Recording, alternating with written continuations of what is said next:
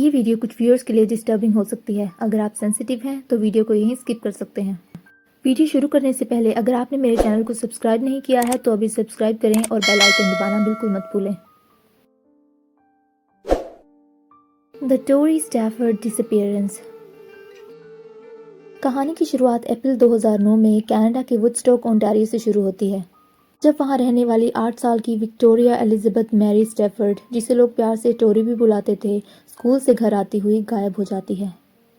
Tori Woodstock के 5 Avenue में अपनी मदर टेरा मैकडॉनल्ड्स और ब्रदर डैरन के साथ रहती थी। टोरी के जन्म होने के कुछ समय बाद ही उसके फादर रोडनी स्टैफर्ड और उसकी मदर टेरा मैकडॉनल्ड्स अलग हो जाते हैं। दोनों ड्रग एडिक्शन से लड़ रहे थे, जिसकी वजह से टोरी और उसके भाई डैरन की अपब्रिंगिंग में बहुत सी मुश्किलें आ रही थी, जिसकी वजह से जब भी घर में माहौल ठीक नहीं चल रहा होता था तो डैरन और टोरी को अपनी ग्रैंडमदर के साथ टाइम बिताना पड़ता था। उनकी फाइनेंशियल सिचुएशन भी इतनी अच्छी नहीं थी। कभी कभी तो सिचुएशन इतनी वर्स्ट हो जाया करती थी कि उसकी मदर टारा को अपने बच्चों के खिलौने पैसों के बदले में लोकल पॉन शॉप में बेचने पड़ते थे, इस उम्मीद में कि वो मंथ के एंड में उन्हें वापस ले आएगी, जो कि कभी हुआ नहीं। बचपन से ही इतनी मुसीबतें देखने के बावजूद भी टोरी बहुत ही ब्राइट और बबली गर्ल थी। उसे डिज्नी चैनल पर शो देखना और खेलना बहुत पसंद था। वो अपने भाई डैरन से भी बहुत क्लोज थी। 8 अप्रैल 2009 का वो दिन भी टोरी के लिए एक नॉर्मल दिन था। वह रोज़ की तरह अपने school Oliver Stevens public school जाने के लिए तैयार हुई। उसकी फैमिली रिसेंटली ही वुडस्टॉक ओंटारियो में स्थित 5 एवेन्यू में शिफ्ट हुई थी। स्कूल घर से कुछ ही ब्लॉक्स दूर था, जिसकी वजह से टोरी और डैरन अक्सर चलकर स्कूल जाया करते थे। उस दिन भी डैरन और टोरी वॉक करके आने वाले थे, पर प्लान में स्लाइटेस्ट चेंज था। डैरन अपने दोस्तों के साथ पहले आ जाता है। ये दोस्त भी स्कूल के पास ही रहते थे। उनका घर स्कूल के प्लेग्राउंड से देखा जा सकता था। डैरन को लगा कि वो उन्हें छोड़कर अपनी बहन को वापस आकर पिक कर लेगा, पर जब वह वापस आया तो टोरी गायब थी। डैरन को गए बस 10 मिनट ही हुए थे। इतनी सी देर में टोरी कहाँ जा सकती थी। उसके लिए थोड़ी देर वेट करने के बाद डैरन को लगा कि शायद टोरी ने वेट करने की बजाय घर जाना सही समझा होगा। वह यही सोचकर घर की तरफ चल देता है। जब वह घर पहुंचा तो वह देखता है कि टोरी घर पर थी ही नहीं। डैरन उसी समय घर के किचन में काम कर रही अपनी मदर टारा को इस बात की सूचना दे देता है।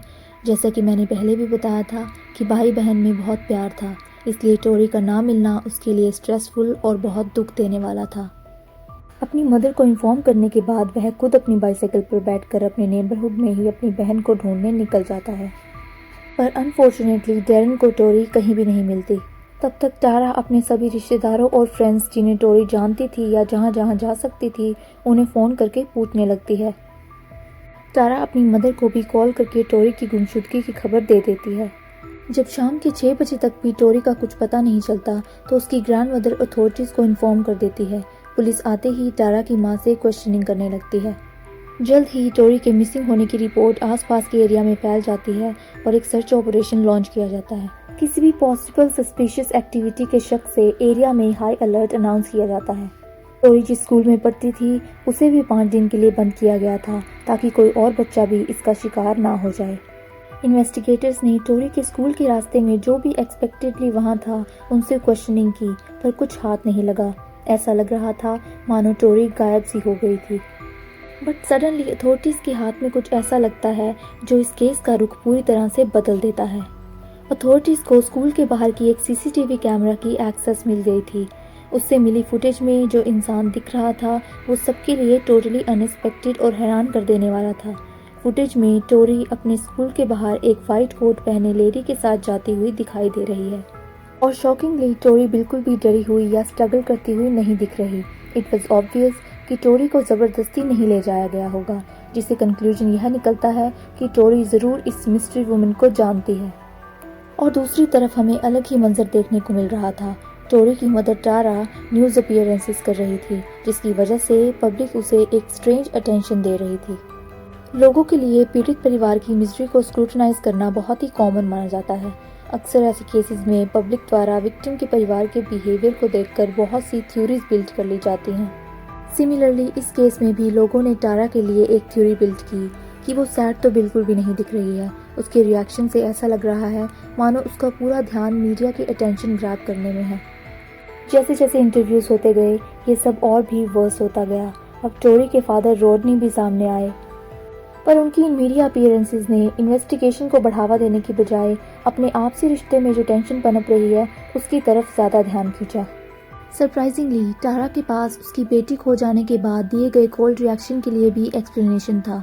उसका मानना था कि लोग एक नॉर्मल मदर जिसकी बेटी खो जाए उससे एक्सपेक्ट करते हैं कि वो टूटी हुई हो और रोए, पर टारा उनमें से एक नहीं थी, जिसे उनके एक्स हस्बैंड रॉडनी अपने लिए टॉन्ट समझते हैं क्योंकि वही कैमरा के सामने आके रोए थे और अपना दुख मीडिया के साथ शेयर किया था।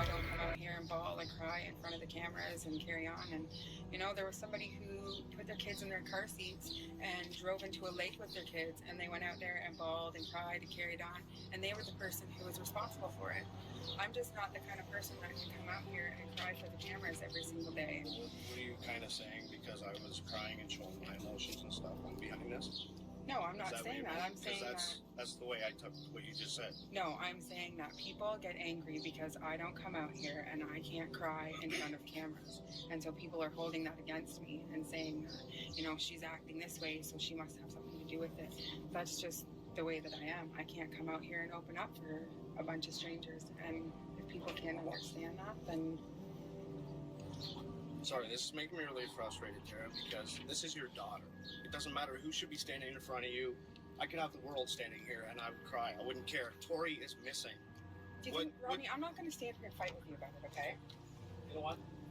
From now on, any of these press conferences, okay, if you want to do them, continue them. I will do mine elsewhere because, no, you are showing a total lack of support for your daughter. You know what? You want to talk about a lack of support for my daughter. Where the hell were you for the last 9 years? Okay.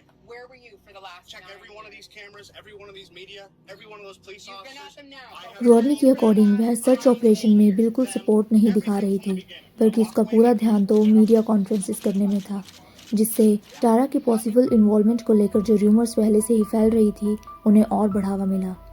पर authorities को किसी के भी involvement को prove करने के लिए just rumours से कहीं ज़्यादा चाहिए था।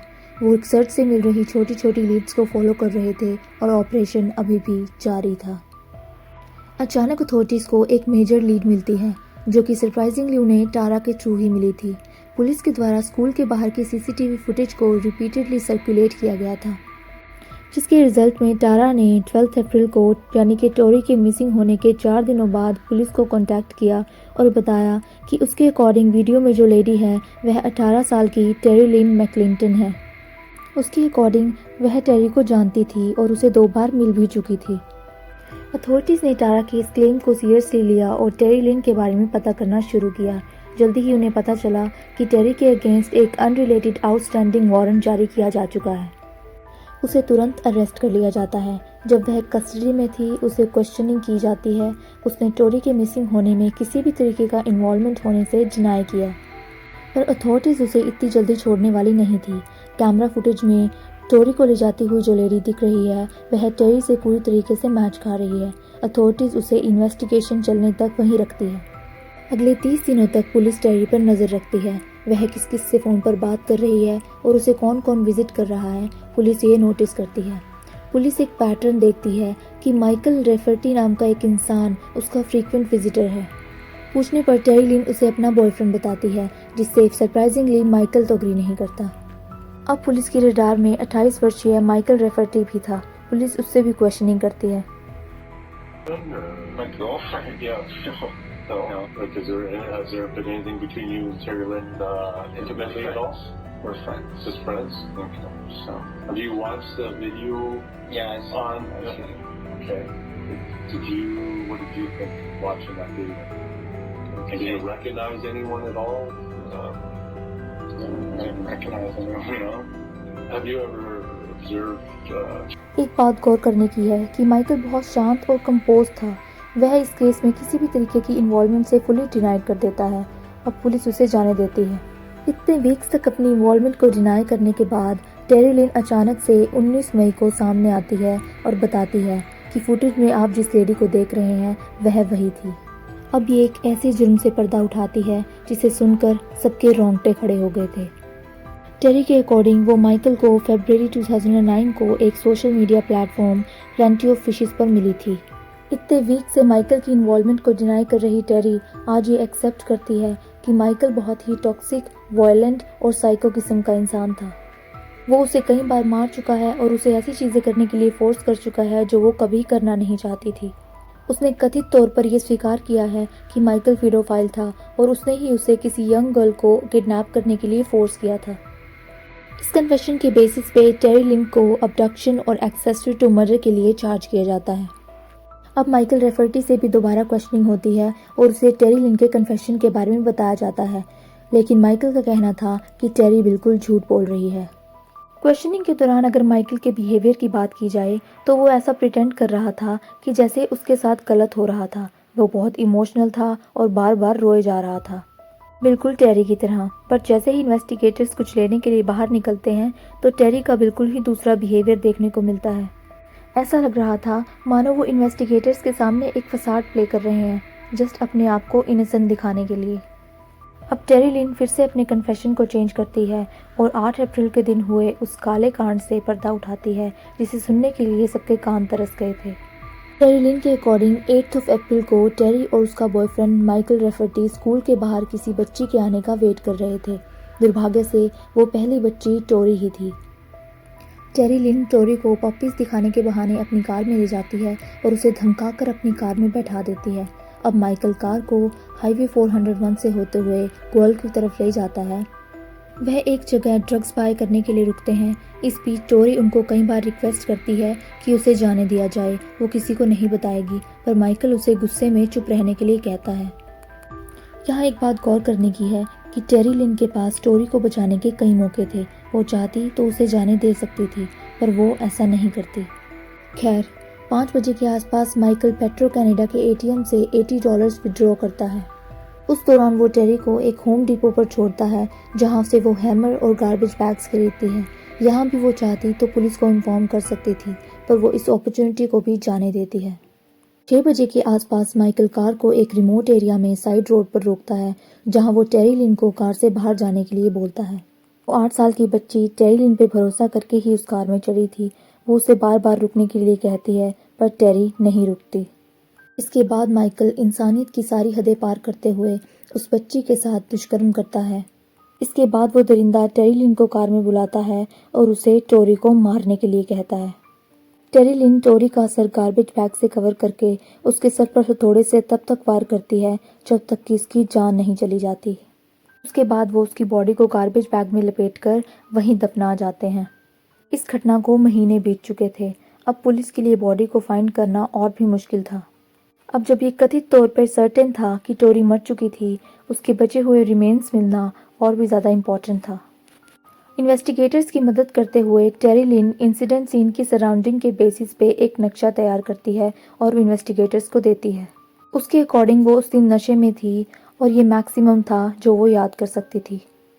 और फाइनली 8 अप्रैल 2009 को इन्वेस्टिगेटर्स को माउंट फॉरेस्ट ओंटारियो से टोरी की बॉडी बरामद होती है। बॉडी गार्बेज बैग में लिपटी हुई मिलती है और बॉडी के बॉटम हाफ से आधे कपड़े मिसिंग थे। ये वही टी शर्ट थी जो टोरी उस सुबह स्कूल के लिए पहनकर निकली थी। माइकल रेफर्टी, जिसने आज भी अपना क्राइम एक्सेप्ट नहीं किया है, को किडनैपिंग, रेप और फर्स्ट डिग्री मर्डर के चार्जेस में 25 साल की लाइफ इम्प्रिजनमेंट की पनिशमेंट मिली है, वो भी without parole. And same goes for Terry McClinton, जिनको 25 साल की लाइफ इम्प्रिजनमेंट ऑफर हुई है for first degree murder, abduction and rape of a 8-year-old girl. 2018 में इस घटना ने फिर से जोर पकड़ा जब कथित तौर पर टेरी लिन क्लिंटन को ग्रैंड वैली सेंट्रल जेल से हीलिंग लॉज में ट्रांसफ़र कर दिया गया। टेरी की प्रोसिक्यूटर्स का मानना था कि वो दिमागी रूप से बीमार है और उसे हीलिंग की ज़रूरत है, पर टोरी के फादर रोडरी स्टैफर्ड के प्रोटेस्ट और पब्लिक आउटरीच के कारण टेरी लिन को फिर से हीलिंग लॉज से ग्रैंड वैली सेंट्रल स्टेशन में शिफ्ट कर दिया गया जहां पे मैक्सिमम सिक्योरिटी है। टेरी के फादर का कहना है कि वो मरते दम तक इस फाइट को लड़ेंगे और अपनी बेटी को जस्टिस दिलवा कर रहेंगे। टेरी का ब्रदर डैरन स्टैफर्ड आज भी अपने आप को अपनी बहन को उस दिन स्कूल में छोड़ जाने के लिए गिल्टी मानता है। वहीं उसकी मदर टारा मैकडोनल्ड्स अपनी ज़िंदगी में आगे बढ़ना चाहती है, पर वो अपनी बेटी के कातिलों को कभी माफ़ नहीं करेंगी। आज के लिए बस इतना ही दोस्तों। उम्मीद करती हूँ कि आपको वीडियो पसंद आई होगी। फिर मिलते हैं एक ऐसी ही ट्रू क्राइम स्टोरी के साथ। तब तक चैनल को लाइक, सब्सक्राइब और कमेंट करना ना भूलें, क्योंकि आपका सपोर्ट ज़रूरी है। I got nightmares in my head, I fear that the thoughts build up until I can't hear.